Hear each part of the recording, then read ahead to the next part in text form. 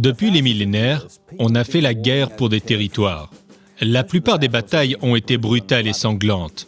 Toujours, on a cherché à prendre l'avantage en inventant de nouvelles armes. La révolution technologique du XXe siècle a apporté avec elle de grandes innovations et encore plus de carnage.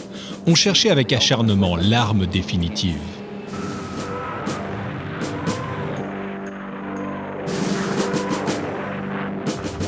La Seconde Guerre mondiale a été faite autant dans les laboratoires de recherche que sur le front.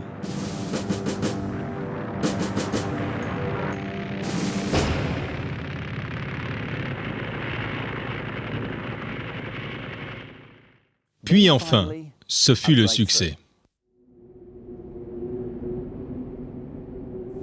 Le 16 juillet 1945, le désert du Nouveau-Mexique, aux États-Unis, fut illuminé par l'explosion d'une bombe atomique.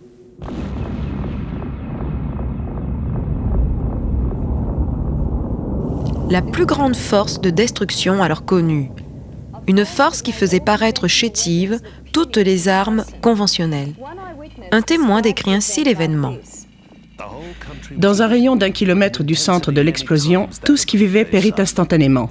Ceux qui étaient dans cette zone n'ont rien su ni rien senti. La dévastation fut immense et totale. 75 000 personnes furent tuées sur le coup. Mais le compte final allait atteindre 200 000. Et le monde dut apprendre de nouveaux concepts, radiation et retombées. Moins d'une semaine après le test, au petit matin, les sirènes lançaient leur alarme au passage des bombardiers au-dessus d'Hiroshima.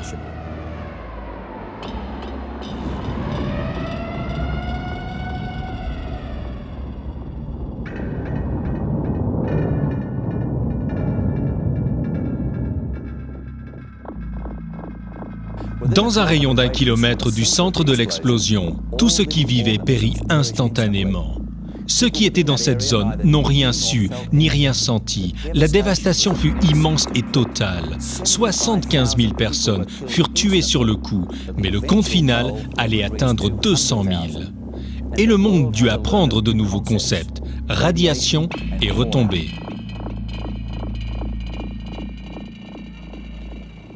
Il y a 2000 ans, la puissance de Dieu se montra d'une autre manière. C'était peut-être une nuit comme celle-ci, mais pas loin d'ici, à Bethléem, une lueur plus vive apparut dans les cieux. Dans la petite ville de Bethléem, le Dieu Tout-Puissant s'est révélé. Non pas comme un être destructeur, mais quelqu'un qui pouvait tout remettre en ordre, car c'est à Bethléem que Jésus, le Fils de Dieu, est né. Chez les anciens philosophes, beaucoup croyaient que l'histoire était faite de microcycles. Et vers le commencement de l'ère chrétienne, ils commencèrent à attendre quelque chose. L'âge d'or allait revenir d'une manière ou d'une autre. En fait, un grand leader viendrait restaurer le monde comme il devrait l'être. Et ceci chez les païens, dans le monde des gentils. Mais bien sûr, c'est chez les Juifs que l'idée du Messie s'était développée de la façon la plus frappante. À cause des prophéties de l'Ancien Testament et à cause du fait que les Juifs se sentaient opprimés comme jamais auparavant. Cette attente d'un libérateur, le Messie, qui établirait le royaume de Dieu, atteignait la plus grande intensité. Le sentiment que l'on reçoit de la Bible et de l'histoire est que les choses avançaient selon un plan. Avec la même précision qui entra dans la construction de la bombe, Dieu avait un plan pour démontrer son pouvoir de restauration. Ce plan se centrait sur Jésus, qui devait naître au moment et au lieu choisi. Il n'y a pas besoin d'être un génie pour comprendre que nous vivons dans un monde plein d'ennuis. Des ennuis que nous nous sommes attirés sur nous-mêmes. Pensez seulement à l'environnement, à la façon dont nous traitons les querelles et au nombre de familles que nous déchirons. Pas de doute, nous avons des problèmes.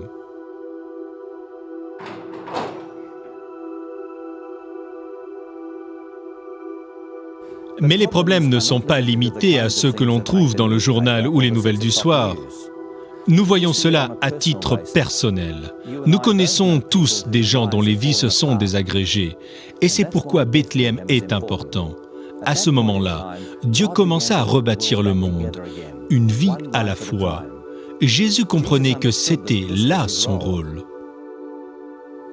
Dieu, en effet, n'a pas envoyé son Fils dans le monde pour juger le monde, mais pour que le monde soit sauvé par lui. Un descendant de David, le fils de David, viendrait les délivrer de leurs bourreaux et leur apporter la victoire sur leurs ennemis et établir ce qu'ils appelaient le royaume de Dieu.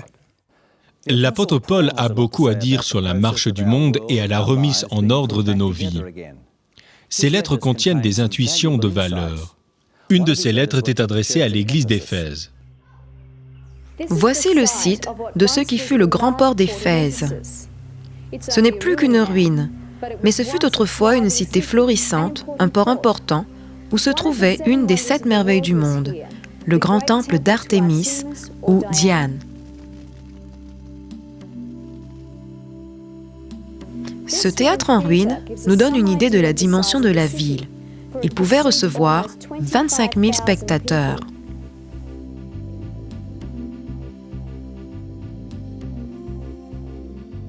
C'était une grande ville.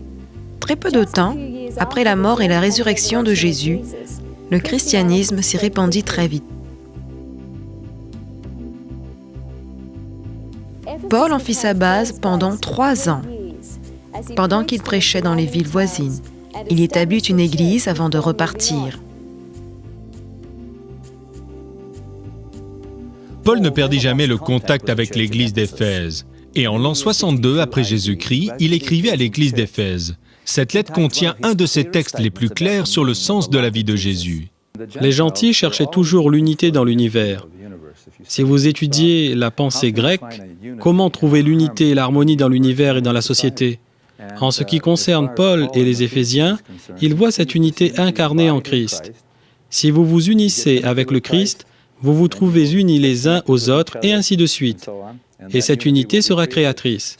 Et je dirais que pour les Éphésiens, et d'ailleurs pour la Bible tout entière, la grâce nous montre que nous ne pouvons pas nous tirer tout seuls de nos propres dilemmes. Nous avons besoin d'une puissance qui nous transcende. C'est par la grâce, en effet, que vous êtes sauvés par le moyen de la foi. Et cela ne vient pas de vous, mais c'est le don de Dieu. Ce n'est point par les œuvres, afin que personne ne se glorifie.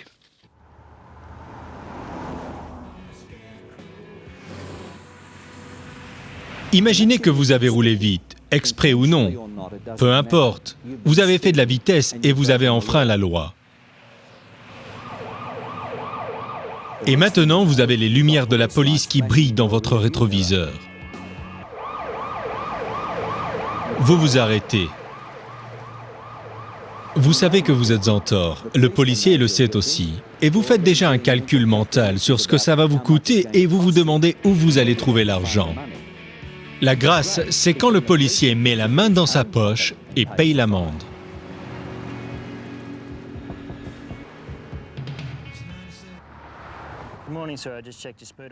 La grâce est donnée. Nous ne la méritons pas. Dieu veut la donner. J'ai vu un documentaire sur Mère Teresa. Elle est assise sur le trottoir et elle tient un mourant dans ses mains. Il lève les yeux et il dit « Pourquoi faites-vous ça ?» Et elle répond « Parce que je vous aime. » Il n'a pas mérité son amour. L'amour est toujours un don. Mais la vraie réponse, c'est comment reçoit-on cette grâce? Si vous vous rappelez ce passage de la lettre de Paul que nous avons lu, vous avez la réponse. Paul dit, c'est par la grâce que vous êtes sauvés, par le moyen de la foi. Je croyais que cette foi consistait à croire aveuglément en quelque chose que vous ne pouviez pas réellement saisir. Il n'y avait pas de preuve. Je ne crois plus ça. J'ai vu que Dieu me demande de le mettre à l'épreuve et de voir que ma foi est basée sur une expérience vraie. Le mot-clé est la foi. Et Paul dit à l'église d'Éphèse que c'est un don.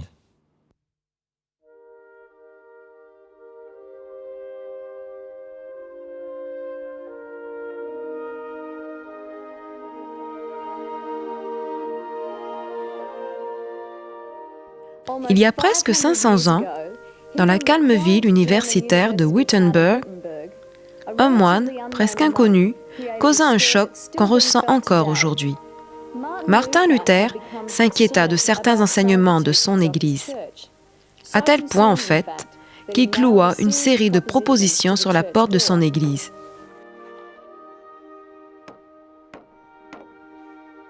Ce n'était pas inhabituel. La porte de l'église était un tableau d'affichage et il comptait avoir un débat sur ces questions. Au lieu de cela, ces propositions furent imprimées et répandues dans toute l'Allemagne. On dit que c'est ce qui a commencé la Réforme, qui a divisé l'Europe et la chrétienté en deux camps, le catholicisme et le protestantisme.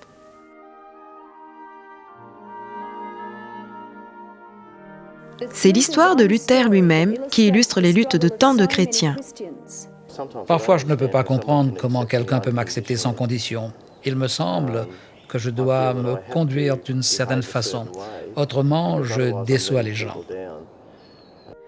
Comme tout chrétien, il voulait bien agir envers Dieu.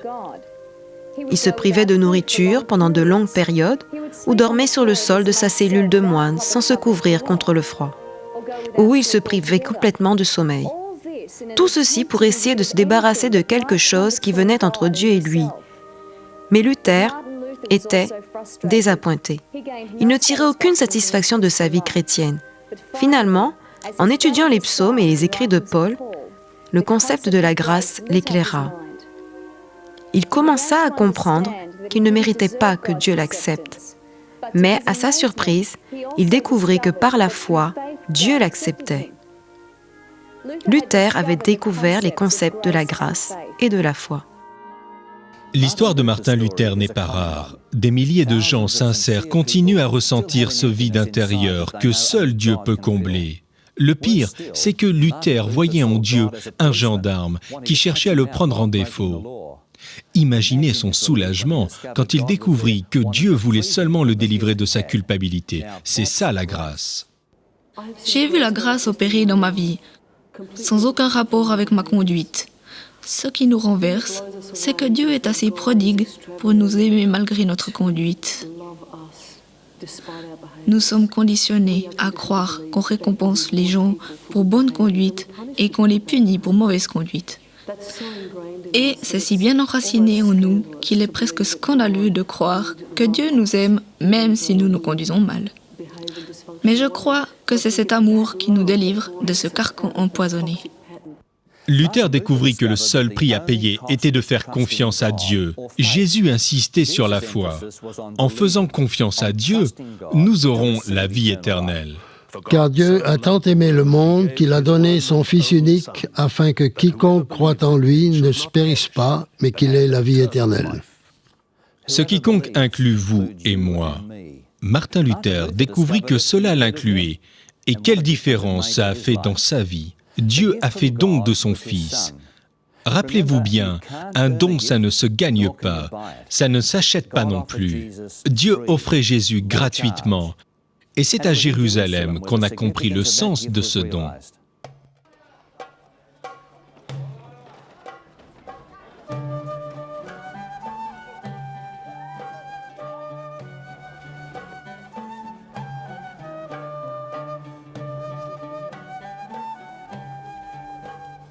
Un peu plus de 30 ans après sa naissance, Jésus, monté sur un âne, entra dans Jérusalem. Ce fut une entrée triomphale. Le peuple l'acceptait comme leur Messie et leur roi. Quelques jours plus tard, il était mort. Personne ne sait vraiment où s'est passée la crucifixion, mais cet endroit semble très possible. Le corps de Jésus a dû être placé dans une tombe comme celle-ci. Mais l'exaltante réalité de cette histoire, c'est que, où qu'elle se trouve, la tombe de Jésus est vide. Ce qu'il faut se rappeler sur la mort de Jésus, c'est que ce n'est pas un accident. Elle faisait partie du plan. La même précision qui présida à sa naissance se retrouve dans sa mort. Simplement, Dieu agit parce que nous, les hommes, nous avons un problème. Nous sommes imparfaits. La Bible appelle ça le péché. Dans la lettre aux Romains, Paul contraste le premier pécheur avec Jésus. C'est Adam qui a amené la mort, mais Jésus a ramené la vie. Le retour de Jésus sur la terre fait aussi partie du plan. Ce sera un temps de restauration. Le mal sera détruit, les tombes s'ouvriront et Dieu va rectifier toutes les erreurs de l'humanité. Les Éphésiens ont probablement ressenti le même émoi en entendant le message de Paul pour la première fois. Éphèse avait des temples pour divers dieux. Mais chaque dieu exigeait que les gens fassent certaines choses avant d'être acceptés par lui. Le message de Paul annonçait que Dieu était celui qui avait agi. Quel changement de perspective! Dans ma vie, je peux montrer des cas où Dieu m'a été fidèle. Et ça se renforce comme un muscle. En voyant ça, je peux me confier à lui. Car j'ai vu dans le passé toutes les fois où il m'a tiré d'affaire. Quand vous commencez à connaître Dieu et à comprendre qu'il vous aime sans condition, vous développez une confiance et une foi qu'il sera toujours là pour vous, en dépit de tout. Quand on commence à faire confiance à Dieu, on développe un lien avec lui. Tout ce que Dieu a fait pour nous vient de son amour pour nous. Quand on comprend ce qu'il a fait pour nous, on se pose une question naturelle. Qu'est-ce que l'on peut faire pour lui? Une simple façon d'expliquer ça, c'est de voir ce qui se passe quand on tombe amoureux. Tout d'un coup, une autre personne devient le centre de votre vie et vous cherchez des moyens de montrer votre amour. Je pense que la Bible dit que Dieu crée de nouvelles personnes, une nouvelle relation. Il faut commencer par la relation. Et ce que nous sommes sort de cette relation. Je suis maintenant une nouvelle personne dans une nouvelle relation avec Dieu. Maintenant, ce que je fais dépend de cette notion. Mais si vous confondez, si vous dites par exemple, ce que je fais, c'est pour me mettre bien avec Dieu, vous aurez une expérience religieuse d'une certaine espèce. Beaucoup de gens s'y sont trompés. Mais si vous dites que c'est Dieu qui fait le premier mouvement, qu'il vient avec sa grâce, son pardon, son amour et le reste, c'est cela qui va déterminer votre conduite. Et ce sera une conduite où la peur est absente. Beaucoup de gens découvrent que faire confiance à Dieu a changé leur vie dramatiquement. Ils disent qu'ils ont recommencé à vivre. Ce sont les conséquences naturelles lorsqu'on se fixe sur ce que Dieu a fait. Nous sommes son ouvrage, nous avons été créés en Jésus-Christ pour des œuvres bonnes. Si vous faites des œuvres afin d'être sauvés, votre vie sera remplie de crainte. Mais si vous travaillez et que vous changez parce que vous n'avez plus de crainte grâce au pardon de Dieu, alors vous êtes libre de travailler, d'agir, de faire. En fait, je crois que la grâce nous libère vraiment pour que nous puissions agir. Quand les gens voient qu'ils reçoivent quelque chose qu'ils n'attendent pas, ils sont secoués. Parce que ce n'est pas normal. Et ils vous demandent, pourquoi vous donnez-vous la peine de m'aider? Il vous suffit de dire, parce que Dieu vous aime. Ça les libère. Les gens valent plus que leur conduite. On dit souvent que la communication est la clé pour établir des relations. On peut dire que la Bible est une lettre venue de Dieu et que la prière est une conversation avec lui. Mais il faut y mettre du temps et de la discipline. La prière, c'est de chercher Dieu du fond du cœur. Et il entend même les moindres murmures. Il suffit d'y consentir mentalement. Je suis toujours surprise du nombre de fois où j'ai seulement pensé à prier et j'ai vu Dieu répondre à ma pensée. Ce n'était pas une prière formelle, je n'étais pas à genoux, je n'étais pas à l'église, je ne disais même pas les paroles. C'était comme si je respirais. J'ouvrais mon cœur et invitais Dieu à entrer. Et il est toujours prêt à nous parler à tout niveau, où nous acceptons d'être vulnérables. Il est plus disposé à répondre à la prière que nous à la prononcer. La prière est nettement une occupation interactive. Ce n'est pas remettre une liste au Père Noël. Pour moi, la prière est la solution. Du moment que je sais qu'on m'entend et qu'on me comprend, je peux faire confiance à quelqu'un de plus grand que moi pour résoudre les problèmes que la vie m'apporte. Placer votre foi en Dieu, c'est vous engager envers lui. Ce n'est guère différent d'être marié à quelqu'un. Si vous ne vivez pas comme si vous étiez marié, la relation est en danger. Si vous ne travaillez pas à garder une solide relation, elle est en danger. Dans ce cas, ce n'est pas que Dieu va vous tourner le dos, mais on pourrait s'apercevoir que c'est nous qui lui avons tourné le dos.